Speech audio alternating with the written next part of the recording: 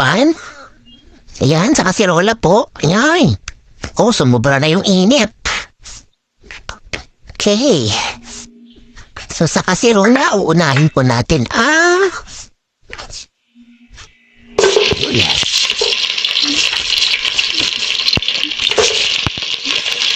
Yeah.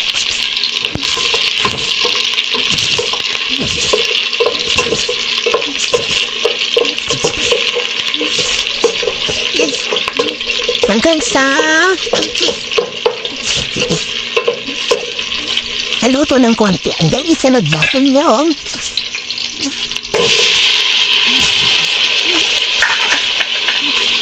Aantayin po natin ang kamates na pagkaroon ng juice. Yung talagang lumalabas ang kanyang katas. Lutong-luto.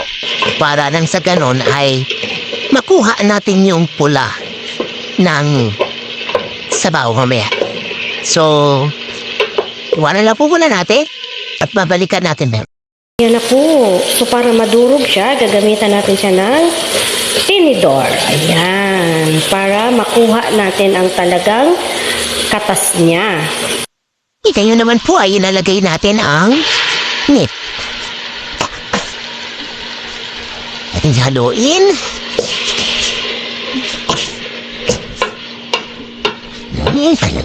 Haluin. Let it stay for a while. At eto na nga, kapag ganito na yung karne, ay atin na po siyang lalagyan ng sabaw. So kayo na po ang magtansya kung gaano kadaming sabaw ang gusto ninyo. Huwag naman po masyadong madaming sabaw kasi mawawala na po ang lasa ng karne tsaka gulay.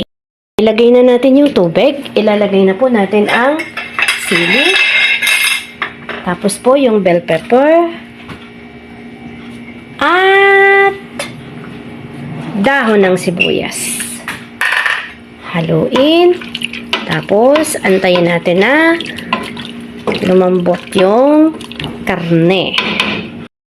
At syempre, pag nagluluto po tayo, lagi po natin isaalang-alang ang malinis na kagamitan. At saka, smile. At ang puso natin dapat nandun sa ating niluluto para ito ay tignan nyo na po ang sabaw. Nang dahil sa kamatis, medyo mapula-pula po siya. Ayan. So, ngayon po ay ilalagay na po natin ang the rest of the ingredients. Ngayon po ay ilalagay na natin ang the rest of the ingredients. Patatas, carrots, and eggplant. Tapos,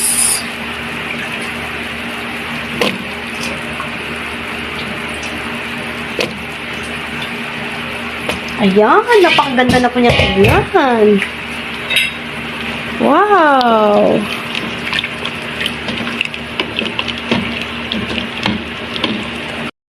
Ayan, almost done na to siya talaga. So, ngayon po ay isi-season na natin siya. First, we have the salt.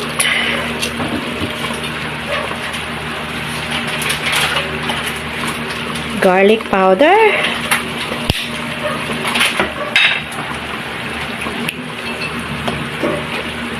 Black pepper.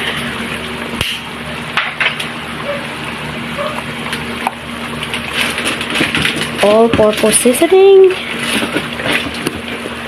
And choices nyo if you want to put this one. You know what it is. Okay. Now mixed.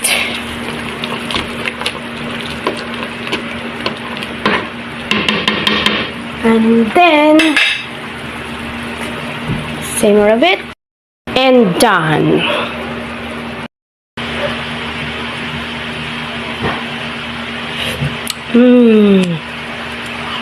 Ang sarap ng sabaw, guys.